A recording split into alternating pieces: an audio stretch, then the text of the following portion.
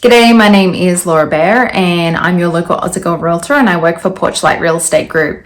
Today I thought we could talk about what is a homeowners association and let's go over some pros and cons of them. Again, don't forget to hit that subscribe button, reach out with any questions you have. I would love to chat as always. So a homeowners association is a private organization that is responsible for the maintenance and the grounds of a community of homeowners. So typically these are found in planned communities, condominium and townhome developments. So HOAs are governed by a board of directors who are picked by the homeowners, and this board is responsible for creating and enforcing those HOA rules and regulations. So let's touch on some pros of having a HOA or living in a community with a HOA. And the first one I think would be the property value protection, right? So if you go into a community that does have a HOA, you should be able to tell because everything is beautifully maintained. All the exteriors of everyone's home should look a certain way because the HOA is enforcing that on them. So in turn, this should increase the look of the home and the community to a potential buyer, increasing your value of your property. A second thing would be HOAs can help ensure that local laws and ordinances are enforced in these communities, therefore keeping them safer and cleaner. Another one would be the repair and maintenance of common areas. So these would include the roads, the sidewalks, parks, pools. If there's snow plowing offered, it should help keep everything looking uniform and working correctly. So when you go and to sell or buy a home in a HOA community, you would like to think that if you went to the community pool, it would be clean and functional, and the HOA is responsible for that. Another thing would be that HOAs can improve safety and security in certain communities. So some of them have gated communities, for example. Others, well lit. They do have security patrols going around.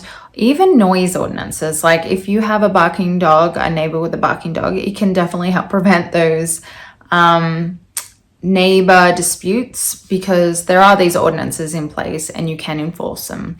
So it can help keep that community hopefully more kosher and just safer and happier to live in.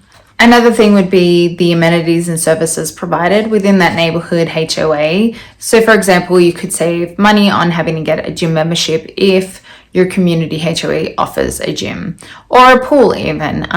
Saves you having to take your kids to a community center and pay for an entry fee. So these are just some things that HOA communities can offer that can save you elsewhere. So let's touch on some cons of living in a community with a HOA. And I think the first one that comes to mind is obviously the expense, right?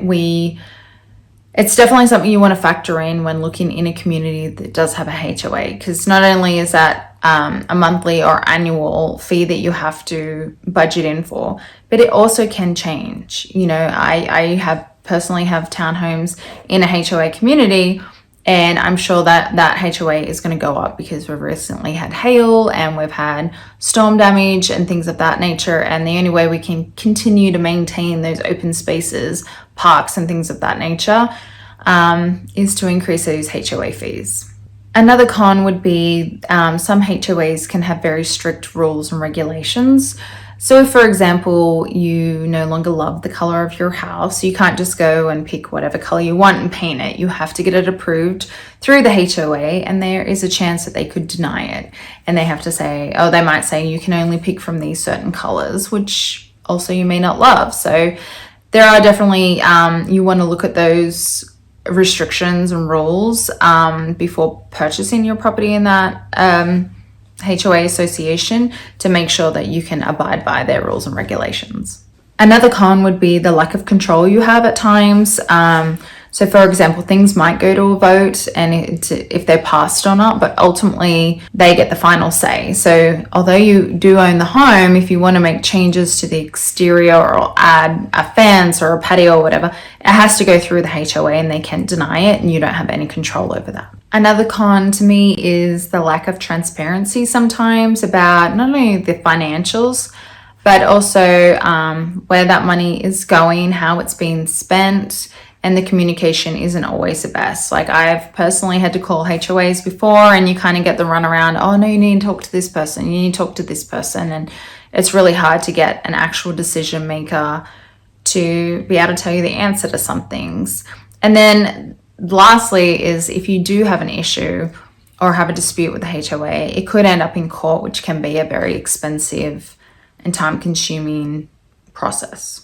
Ultimately, there are pros and cons to living in a HOA community, and that is entirely up to you. You get that choice, right? You get to look at homes if you want that have no HOA. If that's something that you're like, I absolutely don't want to have these rules and regulations in place on me, by all means, you have that decision. So again, my name is Laura Baer, your local Aussie Girl Realtor, and I work for Porchlight Real Estate Group in the beautiful state of Colorado. Again, hit that subscribe button and don't hesitate to reach out.